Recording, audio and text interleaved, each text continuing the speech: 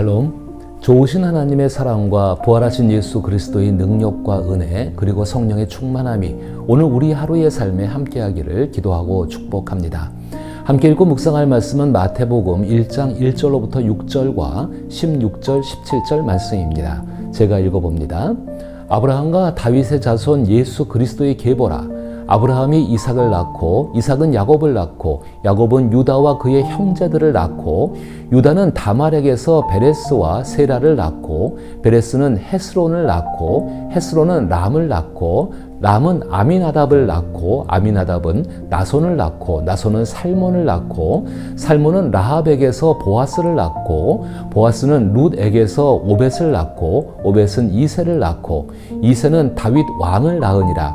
다윗은 우리아의 아내에게서 솔로몬을 낳고 야곱은 마리아의 남편 요셉을 낳았으니 마리아에게서 그리스도라 칭하는 예수가 나시니라. 그런즉 모든 대수가 아브라함부터 다윗까지 14대요 다윗부터 바벨론으로 사로잡혀 갈 때까지 14대요 바벨론으로 사로잡혀 간 후부터 그리스도까지 14대더라. 아멘. 저는 오늘 이 본문의 말씀을 통하여 참된 안식의 시작인 크리스마스에 대해서 생각해 보고자 합니다. 크리스마스는 우리에게 궁극적인 안식이 시작되었음을 알리는 선언이자 기쁜 소식입니다. 그리스도께서 오시기 전까지 오랜 시간 동안 사람들은 하나님께서 이루실 안식을 기다려왔습니다. 안식이란 하나님의 뜻이 완전하게 이루어짐으로써 누리는 평화, 즉 샬롬이라고 할 수 있습니다. 또한 하나님의 뜻이 이루어질 것을 믿으며 누리는 마음의 여유, 샬바흐라고도 할 수 있습니다.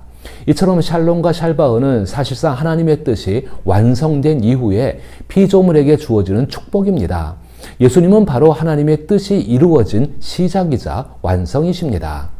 마태복음 1장 17절은 그리스도께서 오신 것, 즉 크리스마스가 하나님의 뜻이 이루어진 순간임을 보여줍니다. 이를 통해 우리는 궁극적인 안식을 누리게 되었으며 예수 그리스도로 인해 하나님께서 주시는 샬롬과 샬바흐의 삶이 우리에게서 새롭게 시작되었음을 알 수가 있습니다. 그런즉 모든 대수가 아브라함부터 다윗까지 14대요 다윗부터 바벨론으로 사로잡혀 갈 때까지 14대요 바벨론으로 사로잡혀 간 후부터 그리스도까지 14대더라. 성경에서는 숫자를 통해 깊은 의미를 전달하는 경우가 많습니다. 마치 우리가 퀴즈를 풀 때 고민하며 그 의미를 더 깊이 이해하게 되는 것과 같은 이치입니다. 성경에서 7은 완전수를 상징합니다. 마태복음 1장 17절에서는 아브라함부터 다윗까지 14대, 다윗부터 바벨론 포로 시기까지 14대, 그리고 바벨론 포로 이후부터 그리스도까지 14대가 기록되어 있습니다. 즉 그리스도께서 오시기까지 총 42세대, 즉 14세대가 3번 반복된 것입니다.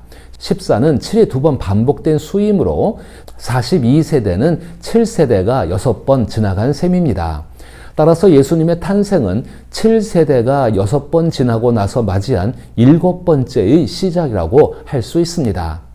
그래서 14대에서 끌어낸 숫자 7은 크리스마스의 의미를 명확하게 보여줍니다. 7은 창세기에서 하나님께서 창조의 일을 마치시고 7째 날에 안식하신 날을 의미합니다. 말 그대로 안식일은 하나님께서 안식하신 날입니다. 그러나 안식을 상징하는 숫자 7은 여기에서 멈추지 않습니다. 모세 율법에 따르면 농부들은 7째 해마다 땅을 쉬게 하여 자양분이 회복되도록 해야 했습니다. 즉 7째 해 역시 안식을 상징합니다. 더 나아가 레위기 25장에서는 7번째 7년 주기, 즉 49년째 되는 해를 희년이라 하여 모든 노예가 해방되고 모든 빚이 탕감되는 해로 규정하고 있습니다. 희년은 온 땅과 백성이 고된 짐에서 벗어나 안식을 누리는 해였습니다. 바로 안식년 중에 안식년인 셈인 것입니다. 장차 하나님께서 이 땅을 새롭게 하실 때 모두가 궁극적인 안식을 누리게 될 것이며 7번째 돌아오는 7번째 해는 그 안식의 맛보기를 의미합니다. 하나님께서 주시는 안식은 단순히 육체의 쉼만을 뜻하지 않습니다. 그것은 우리의 의로움과도 깊이 연결되어 있습니다. 고대 사회에서는 부정한 것을 접촉하면 부정해진다는 의식적 부정함이 존재한다고 여겼습니다. 그래서 거룩하고 성결하며 선하게 살기 위해서는 부정한 것들과의 접촉을 피해야 했습니다. 부정함이 전염된다고 생각했기 때문에 부정한 것은 반드시 분리되어야 했던 것입니다. 그러나 우리가 잘 알다시피 예수님께서는 이러한 관념을 완전히 뒤집으셨습니다. 사람들의 눈에는 예수님은 저주의 십자가에서 죽은 가장 부정한 존재로 보입니다. 그러나 예수님은 본래부터 거룩하고 선하신 하나님이십니다. 사람들의 생각과는 달리 예수님의 거룩함과 선함은 부정한 우리에게 닿아도 결코 부정해지지 않습니다. 오히려 우리가 예수님께 나아가면 예수님의 거룩함이 우리에게 전해집니다. 우리가 어떤 사람인지 어떻게 살아왔는지는 중요하지 않습니다. 아무리 도덕적으로 흠이 많아도 괜찮습니다. 예수님이 계시기에 예수님 덕분에 우리는 흰눈처럼 깨끗하고 순결하게 될 수 있습니다. 마태복음에 기록된 이스라엘의 족장과 왕들의 계보에 예수 그리스도가 포함되어져 있지 않다면 그 족보는 모두 부정함에 오염되어 버린 무의미한 역사가 될 수밖에 없습니다.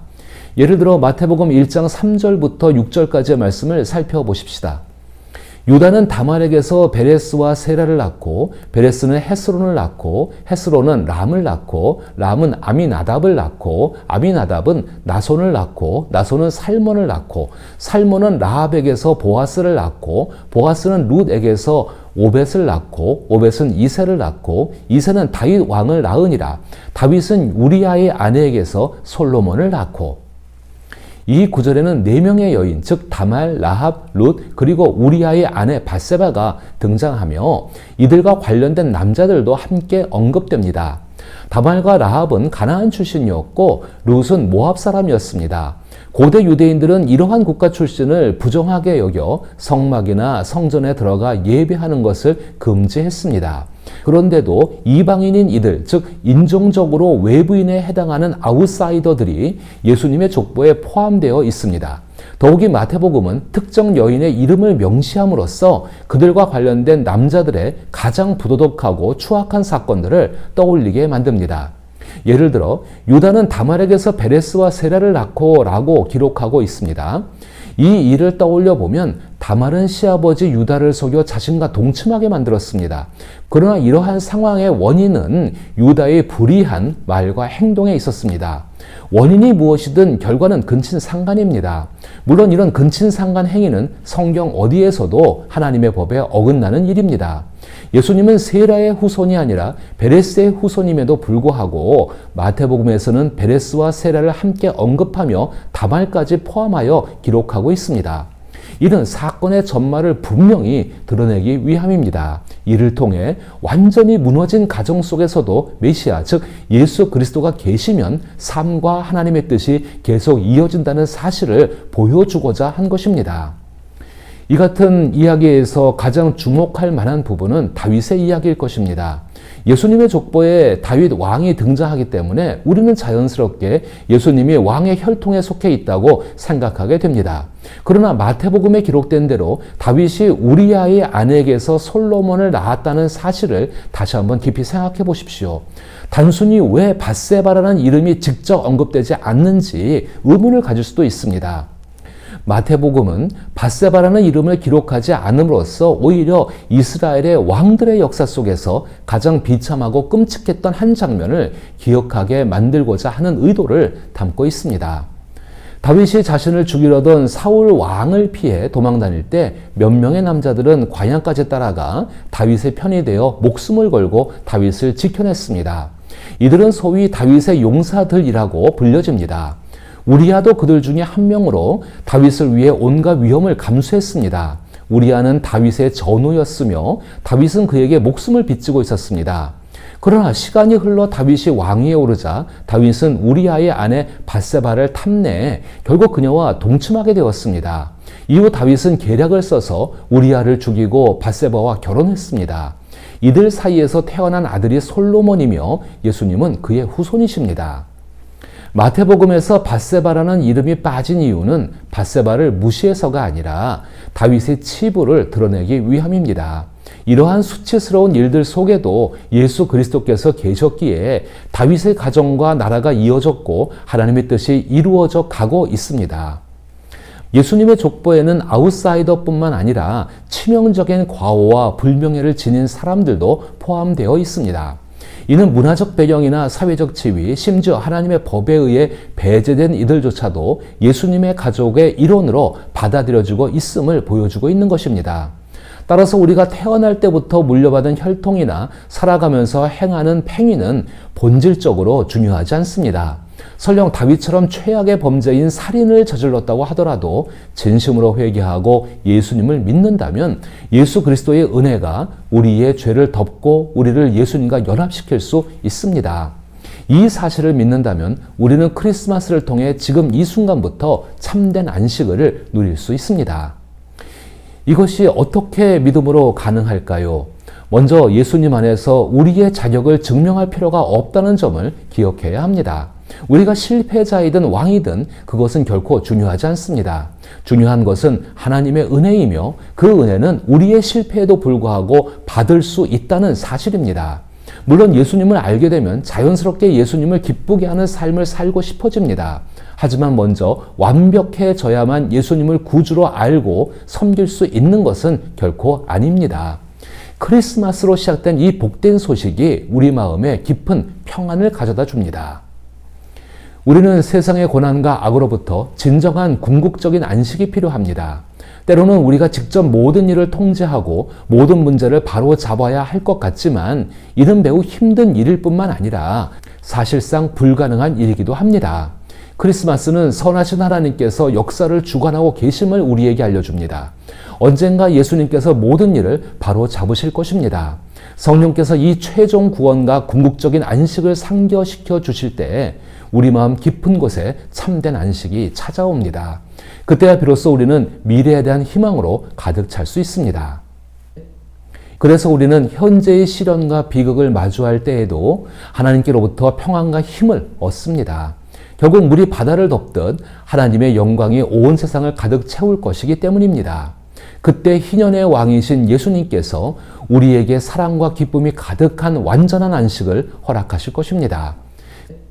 크리스마스의 메시지는 우리가 이 완전한 안식을 이루라는 충고나 조언이나 혹은 명령이 아니라 예수님께서 이미 이 안식을 이루기 위해 오셨다는 소식을 전하는 것입니다.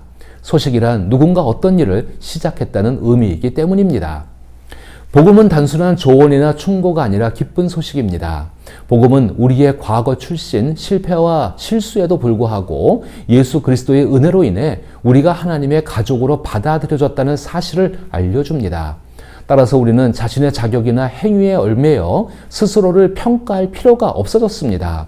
오히려 진심으로 회개하고 예수님을 신뢰하며 하나님의 은혜에 의지할 때 비로소 우리 삶에 참된 평안과 안식이 찾아옵니다. 크리스마스의 메시지는 우리에게 우리 스스로 완전한 안식을 이루라는 부담을 주는 것이 아니라 예수님께서 이미 우리를 위해 그 안식을 시작하셨고 반드시 완성하실 것이라는 희망의 소식을 전합니다. 현재의 어려움과 시련 속에서도 하나님의 은혜를 굳게 붙잡고 다가올 온전한 안식을 소망하며 살아갈 수 있기를 기도하며 축복합니다.